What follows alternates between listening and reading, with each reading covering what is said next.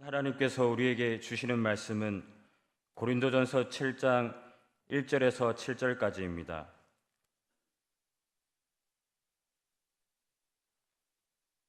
제가 가진 성경 신약 270면에 있습니다.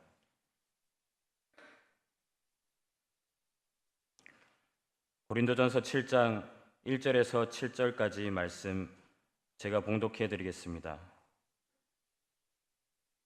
너희가 쓴 문제에 대하여 말하면 남자가 여자를 가까이 아니함이 좋으나 음행을 피하기 위하여 남자마다 자기 아내를 두고 여자마다 자기 남편을 두라.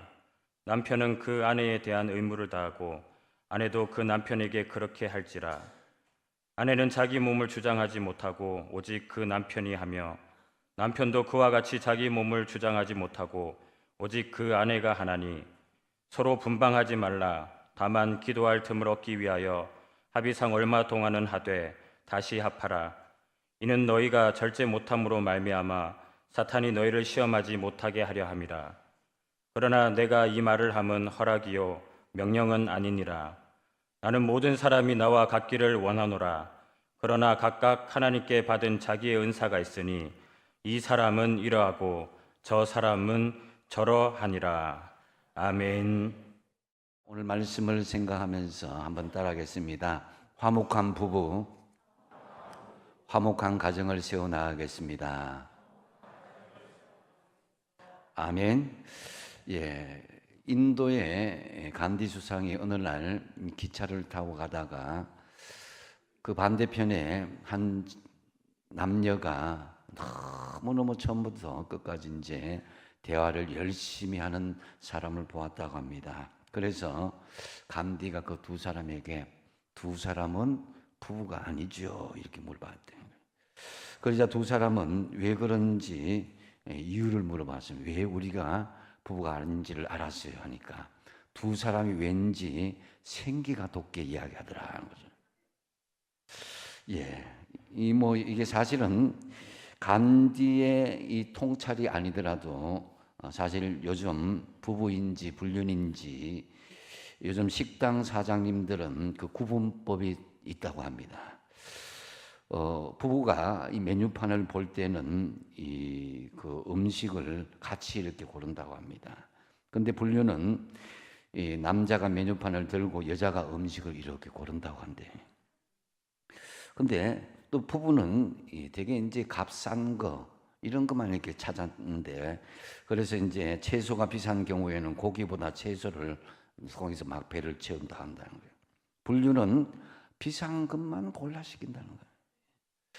그리고 부부는 또 음식을 먹기에 바쁘고 대화가 거의 없다는 거예요. 불륜은 대화에 집중하면서 적당하게 먹는다고 합니다. 그리고 부부는 식사를 끝내고 돈을 대개 여자가 지불을 한다고 합니다. 그리고 불륜은 식사를 끝내고 필히 남자가 돈을 지불한다고 합니다. 어쨌든 믿거나 말거나. 여러분의 가정은 이상이 없으십니까? 요즘 이제 이 부부의 문제가 굉장히 그 매스미디어에도 많이 나오고 있죠. 그래서 어떤 부부는 쇼케이스 부부도 있다고 합니다. 보여지는 부부. 실상은 그렇지 않은데 보이는 거는 잘하는데 보이지 않는 곳에서는 제대로 부부 생활을 하지 못하는 부부가 있다는 거죠. 5월 21일이 이번 주 수요일입니다. 무슨 날이죠?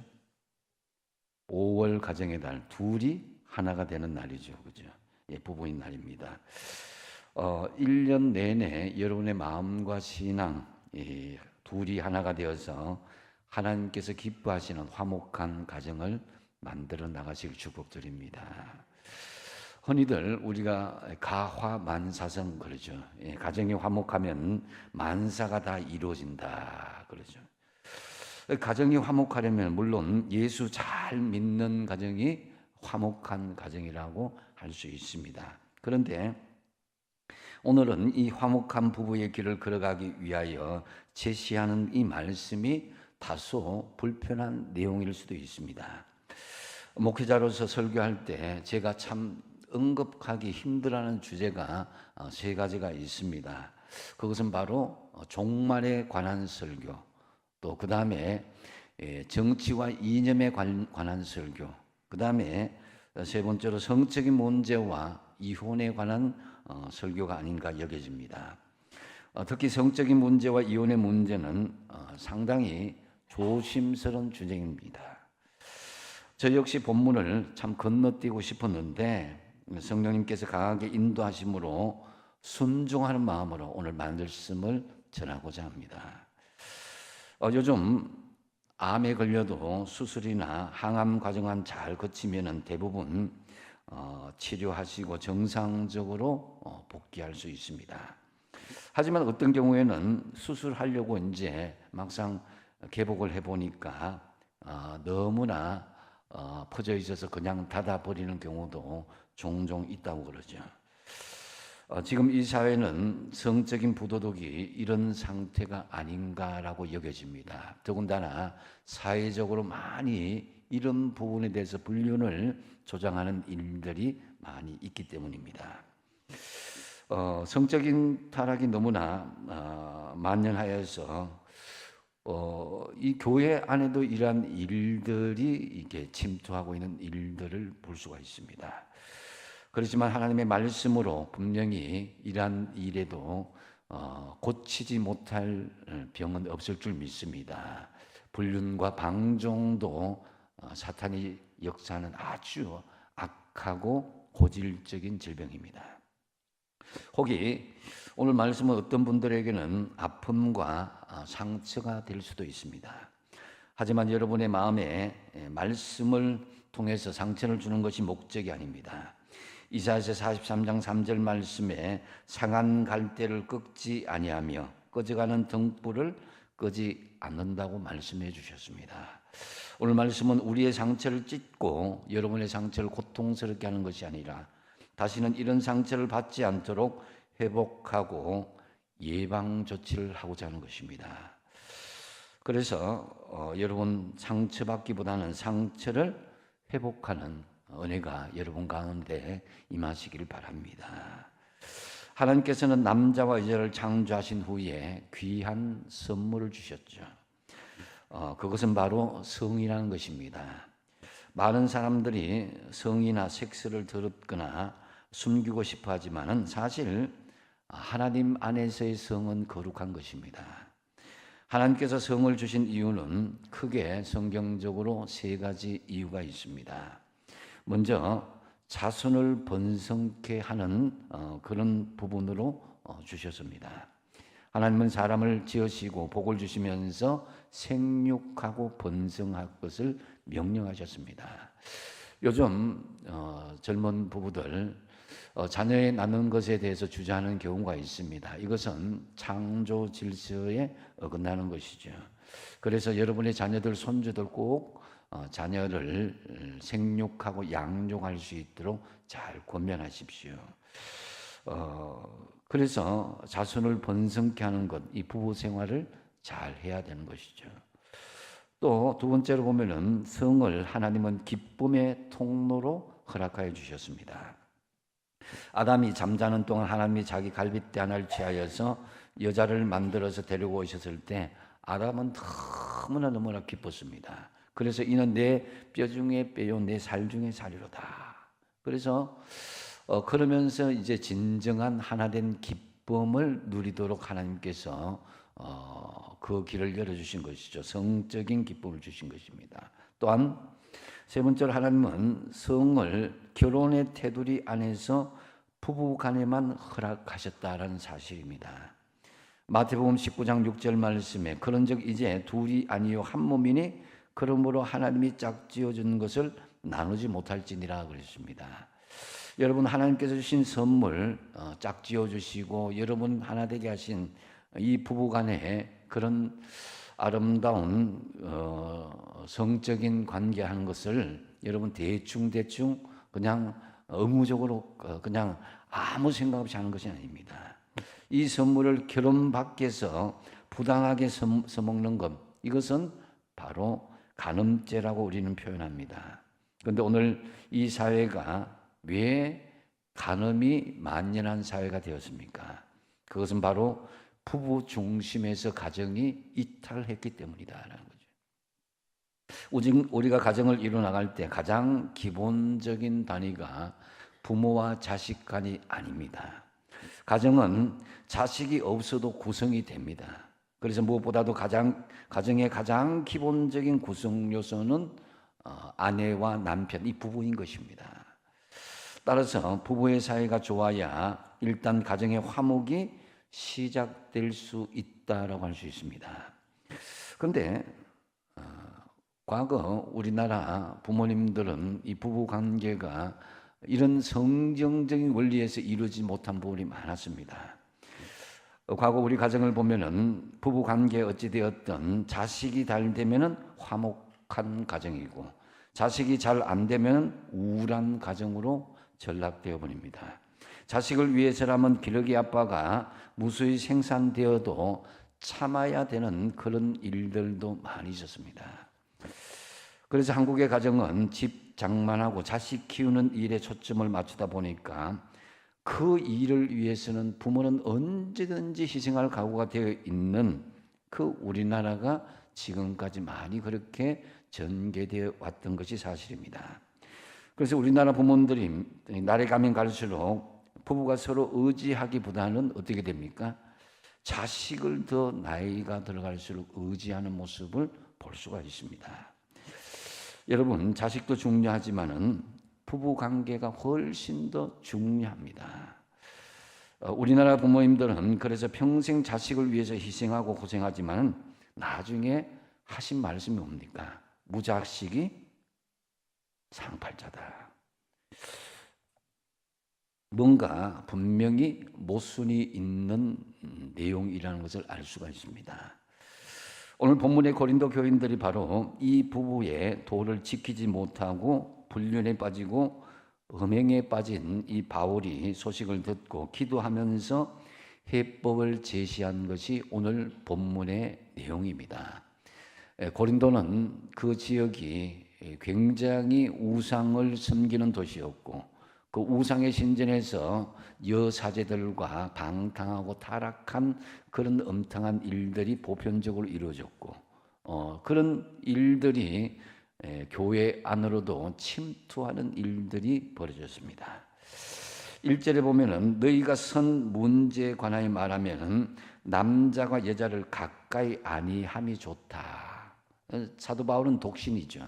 그래서 이것은 부부간의 문제를 이야기하는 것이 아니라 이 부부 외에 다른 남자와 여자가 가까이 하는 이 부분에 대해서 경고로 시작하는 것입니다. 오늘 본문 이 고린도전서 7장은 크게 세 가지로 이게 단락을 나눠서 말씀하고 있는데요. 1절에서 7절까지는 부부의 성생활에 대해서, 또 10절에서 16절은 이혼에 대해서, 또 8절과 9절, 17절에서 42절까지는 독신에 대해서 말씀하고 있습니다. 오늘은 그 첫 번째 부분인 이 부부의 성생활에 관한 내용입니다. 당시 고린도 교회 안에는 성을 둘러싸고 뚜렷한 두 가지 대조적인 그런 경향들이 충돌을 하고 있었습니다. 하나는 무율법적인 경향이 있었고 하나는 율법적인 경향이 있었습니다. 먼저 무율법주의자들은 이렇게 이야기합니다. 믿음만 있으면 율법은 신경 쓰지 않고 아무렇게나 살아도 구원을 받는다라는 논리입니다. 이미 구원받은 사람이 율법에 구속될 필요가 없다라는 것이죠. 따라서 이들은 예수만 믿으면 그것이 다 됐다, 전부 다라는 거죠. 윤리적인 문제, 이것은 큰 문제가 될 바 없다라는 것입니다. 자신들은 이미 구원받은 자들이기에 어떠한 행동을 해도 구원을 받을 수 있다라고 생각한 것이죠. 그래서 그리스도 안에서의 자유를 강조하다 보니까 성적인 방종에 빠지는 그런 일들이 굉장히 흔해졌다는 것이죠. 그래서 그들은 음행의 죄를 짓고도 잘못을 잘못이라고 인식하지 못한 것이다.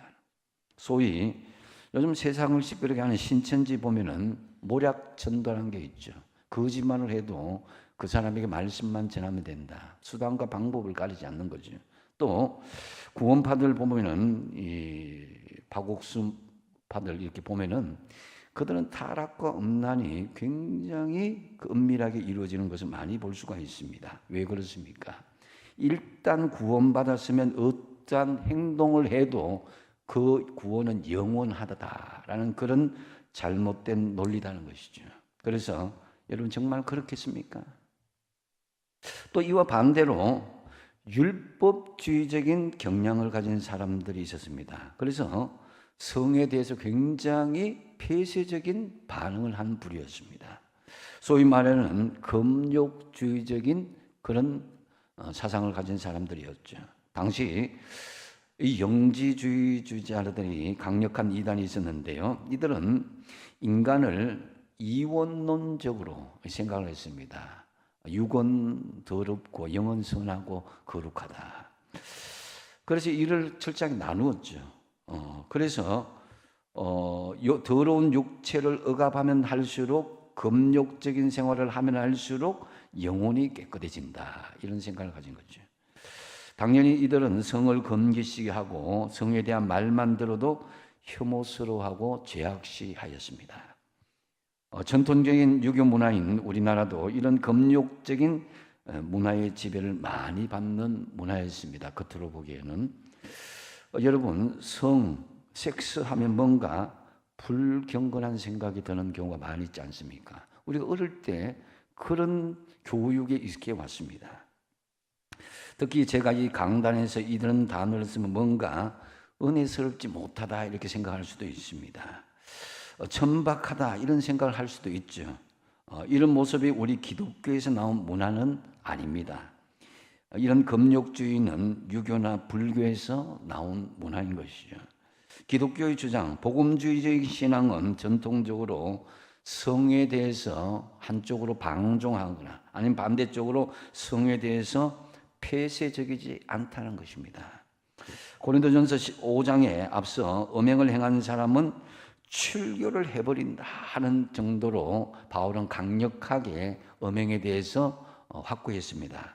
그러면서 이 출교라는 것은 교회를 다니지 못하고 믿음 생활을 그만두게 하는 것인데요. 그런데 바울은 이 본문 7장에 와서는 조금은 다른 모습을 보이고 주장하고 있는 것을 볼 수가 있습니다.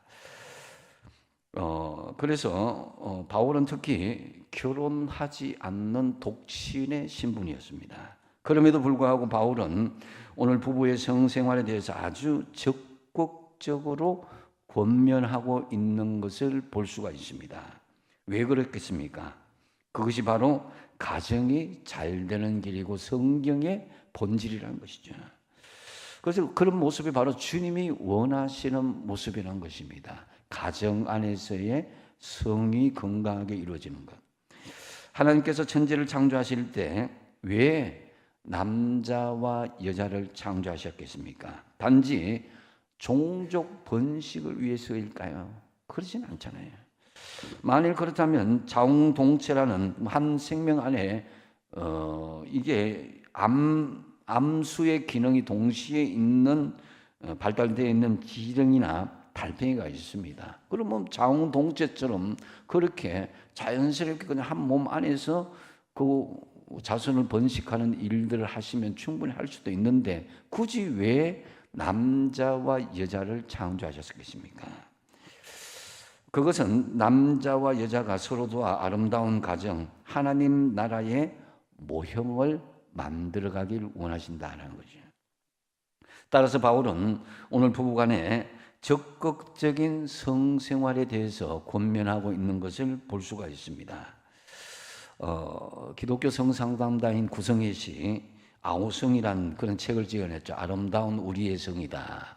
여기에서 성은 아름다운 것이고 아주 중요한 것이고 하지만 부부 관계에서만 그렇다라는 거죠.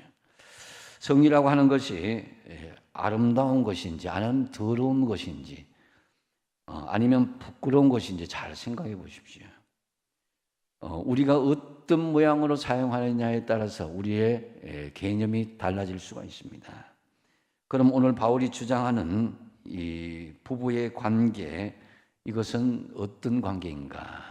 결론적으로 말씀드리면은 부부의 관계를 벗어난 성행위는 철저하게 건절해야 될 죄악이지만 부부 관계 속에 그런 관계는 절대로 금욕의 대상이 되어서는 안 되는 것이고, 또한 이런 관계가 우리 영을 혼탁하게 하는 더러운 것이 아니라고 말씀합니다. 그래서 바울은 적극적인 부부 관계에 대해서 말씀하고 있는 것입니다. 바울은 부부의 성생활을 심지어는 의무다 이렇게 이야기합니다. 3절 말씀을 같이 한번 읽어보겠습니다. 시작. 남편은 그 아내에 대한 의무를 다하고 아내도 그 남편에게 그렇게 할지라. 아멘. 의무가 무엇입니까? 당연히 감당해야 될 책임을 이야기하는 거죠. 여기서 말하는 의무는 부부 생활의 성생활에 관한 의무를 이야기하는 것입니다. 성이라고 하는 것이 더럽고 혐오스러운 것이 아니라 부부가 결혼을 했다면 성생활은 의무이기 때문에 그것을 등한히 여기지 말라는 것입니다. 한 남자와 한 여자가 가정을 이루었으면 상대방에 대한 여러 가지 의무가 생기는데 성에 대한 의무도 그 중에 중요한 하나의 의무다라는 것이죠. 그래서 성경에서는 구약에 남자와 여자가 결혼함에게는 1년 동안은 이 아내에게 봉사하기 위해서 군대도 보내지 않는 그런 법도 있다고 그러잖아요. 그런데 현실적으로 우리 문화가 어떻습니까? 왠지 이 섹스 그러면 음탕해 보이고 더러워 보이고 나 자신이 좀 혐오스러워 보이는 그런 마음들이 들 수도 있습니다. 그래서 부부간에도 이런 솔직한 대화를 나누기가 쉽지는 않습니다. 부부임에도 불구하고 부부의 성생활이 폐쇄적이 되고 부정적인 행위로 인식되어서 은밀한 것이 되어지고 있는 그런 부분들이 많다는 것이죠. 그래서 이 부분에 대해서 내가 먼저 이야기를 꺼내면 음탕하다는 소리를 들을까 봐 걱정이 되는 부분도 있다는 거죠. 자존심 상하는 일이기도 하고요. 하지만 그것은 잘못된 생각입니다. 결혼을 했으면 부부는 당연히 이런 문제에 대해서 의무에 대한 것을 말하면서 책임감을 가지고 있어야 된다는 거죠.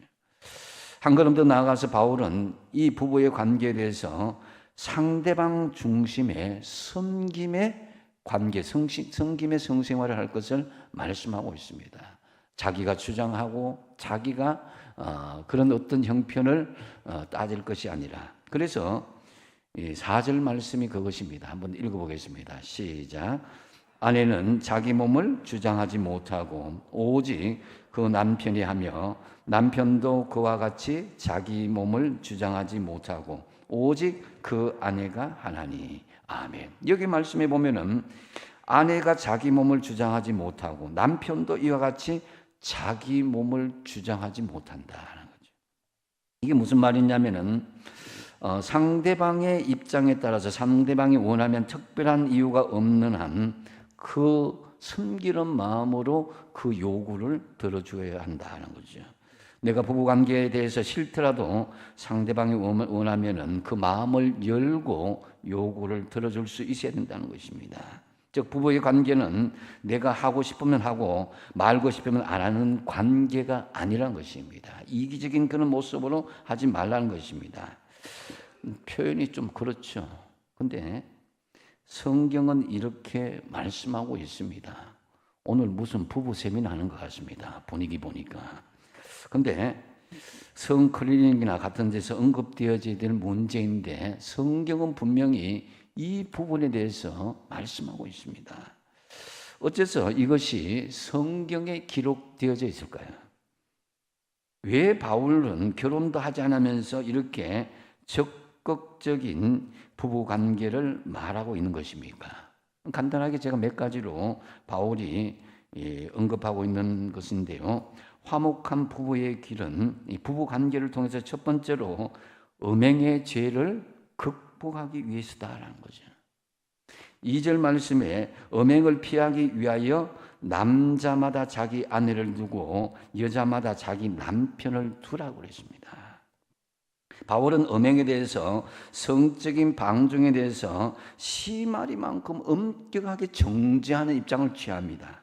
동시에 이런 음행을 극복하기 위해서 소극적으로 음행을 피하고 하지 않기보다는 적극적으로 남자와 여자가 결혼을 해서 음행의 유혹을 피하라는 것입니다.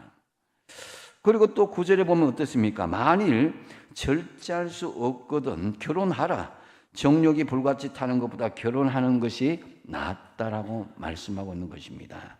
물론 바울은 나중에 그 후반부에 개인적인 사견을 가져서 나는 절제할 수 있으니까 내가 원하는 것은 결혼하지 않고 독처하는 것이 좋다 이렇게 말하기도 합니다. 그런데 근본적인 성경 원리는 남자와 여자가 결혼해서 그 부부 간에서 관계를 맺는 건강한 부부의 모습을 하나님이 원하신다는 거죠.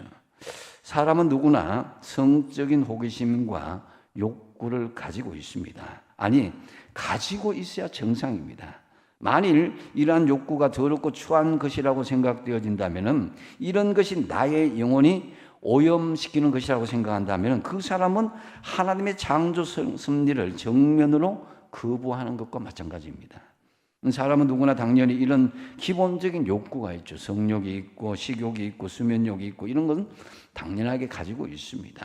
그러나 이것을 어떻게 사용하느냐에 따라서 달라지는 거예요. 이런 욕구가 당연한 것이라고 해서 이런 욕구를 아무데나 발산을 한다면 그것이 바로 문제가 되는 것입니다. 이것을 극복하기 위해서 결혼하라는 것입니다. 그리고 부부간에 적극적으로 이런 욕구를 해결하라는 것입니다. 그리고 두 번째로 보면은 화목하게 부부의 길은 부부 관계를 통해서 부부간의 온전한 연합을 이루어서 하기 위해서 그렇게 부부 관계를 할 것을 말씀하고 있습니다. 5절 상반절에 같이 한번 읽어보겠습니다. 시작. 서로 분방하지 말라. 다만 기도할 틈을 얻기 위하여 합의상 얼마 동안은 하되 다시 합하라. 이 분방하지 말라는 것은 각방을 쓰지 말라는 것이죠. 물론 기도하기 위해서 영적으로 우리가 절제하기 위해서 그럴 수도 있다는 것은 아닌 거예요. 그러나 그 기도 기간이 끝나면 하라는 것입니다. 여자들이 보면 갱년기가 오고 남성도 보면 우울기가 올 수도 있어요. 그런 기간이 있지만은 그러나 각방은 안 된다는 것입니다. 서로 이제 다르게 누워 있더라도 서로가의 이 부부의 관계가 그렇게 멀어지게 되면 편리할 줄 몰라도 나중에 정말 그 부부는 쇼케이스 부부로 될 수 있는 것입니다. 남들에게 보여주는 부부가 될 수 있는 그런 것으로 전락할 수 있습니다. 그래서 하나님은 아담이 혼자 독차한 것, 혼자 있는 걸 보기 좋지 않다고 그랬습니다. 그래서 한 몸을 이루기 원하셨는데 그것이 바로 창조 섭리인데 창세기 2장 18절에 여호와 하나님이 이르시되 사람이 혼자 사는 것은 좋지 아니하니 내가 그를 위하여 돕는 배필을 지으리라 그랬습니다. 이 배우자는 바로 내가 도움을 착취하는 존재가 아니라 내가 그들에게 돕는 부족함을 채워주는 배필이 된다는 거죠. 그래서 부부간에 서로 마음과 육신과 영이 하나가 되어서 서로가 부족한 것을 채워줌으로써 온전한 하나가 된다라는 거죠. 그래서 창세기 2장 24절에 보면 아담이 이르되 이는 내 뼈 중에 뼈요 살 중에 살이다. 이것을 남자에게서 취하선즉 여자라 부르리라. 그래서 아담이 정말 온전한 부부가 하나 되었을 때 너무나 기뻐하는 모습을 볼 수가 있습니다. 그래서 오늘 말씀은 부부가 한마음 한뜻이 되는데 여러 가지 방법이 있는데 그 중에서 중요한 것은 부부의 성관계임을 분명히 말씀하고 있습니다. 혹 여러분 다시 말씀드리지만 이 말씀을 들으면서 혹시 추하다든가 부끄럽다든가 하는 그런 생각이 들 수도 있습니다. 고치시기 바랍니다. 왜요? 부부간의 성은 부끄러운 것이 아니라 자랑스럽고 아름다운 것이고 하나님의 선물이기 때문입니다. 그 일로 인해서 사랑하는 자녀들이 태어난 것이고 나아가서 하나님의 창조의 섭리를 지키는 것이기 때문입니다. 서로 분방하지 말라, 서로 따로 자지 말라는 것입니다. 이처럼 바울이 보다 적극적인 부부관계를 강조하는 것은 부부가 연합하여서 한 가정을 이루는 것은 굉장히 중요한 영적인 부분까지도 이어지기 때문인 것입니다.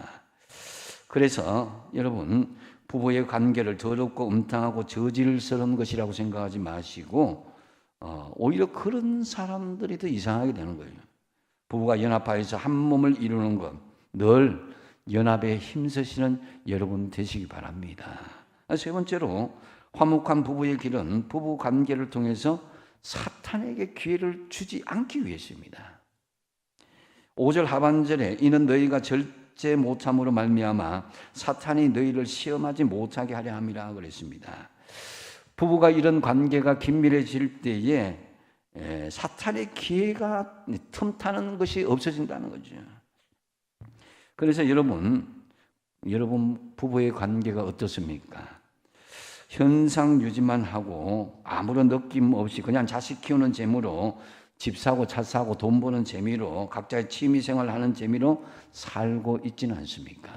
여러분, 하나님께서 주신 이 사탄의 기회가 여러분에게 틈타지 않도록 부부관계를 돈독히 할 수 있기를 바랍니다.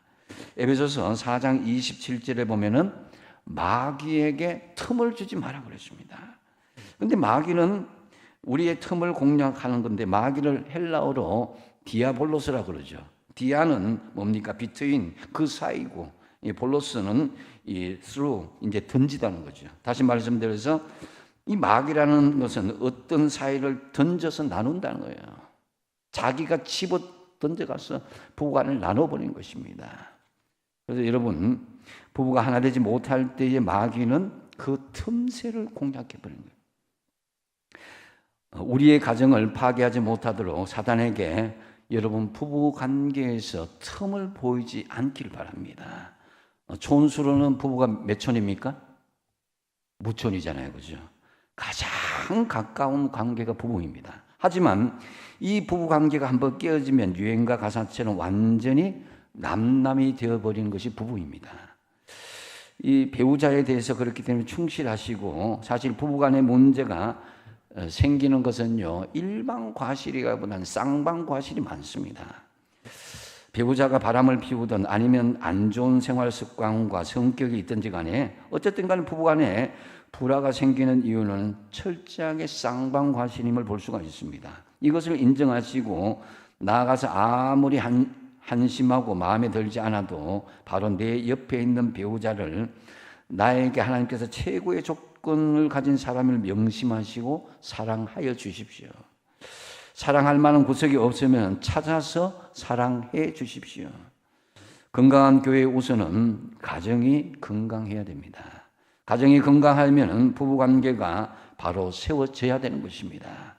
왜 그렇습니까? 부부란 가정을 구성하는 가장 기본적인 단위이기 때문입니다. 옛말에 안에서 새는 바가지 이렇게 이야기했죠, 그죠? 일단 여러분의 가정 안이 잘 되어야 됩니다. 올바른 부부관계를 회복하시고 사단의 기회를 주지 마시고 화목한 부부, 화목한 가정을 세워나가시기 바랍니다. 말씀을 맺습니다. 화목한 부부의 길은 분명히 말씀합니다. 부부 관계를 통해서 이루어지는데 왜 그렇습니까? 음행의 죄를 첫 번째로 극복하기 위해서, 두 번째로 부부가 온전히 한 몸에 대해서 연합하기 위해서, 세 번째로 사탄에게 틈을 주지 않기 위해서 부부가 온전히 한 몸이 될 것을 말씀해 주셨습니다. 여러분, 제가 개인적인 이야기해서 죄송합니다. 저희 장인 장모님 90이 다 됐는데 두 분은 여전히 목욕을 시켜드리고 그렇게 섬기는 모습을 볼 수가 있었습니다. 저는 얼마나 아름다운 모습인지 모릅니다. 그래서 그러할 때에 두 분의 모습들이 자녀들에게 아름다운 모습을 보이고 건강한 모습을 볼 수가 있었습니다. 여러분들도 여러분의 후손들에게 여러분의 좋은 부부의 모습을 통해서 건강한 가정을 든든하게 세워나가시길 축복드립니다. 기도하겠습니다.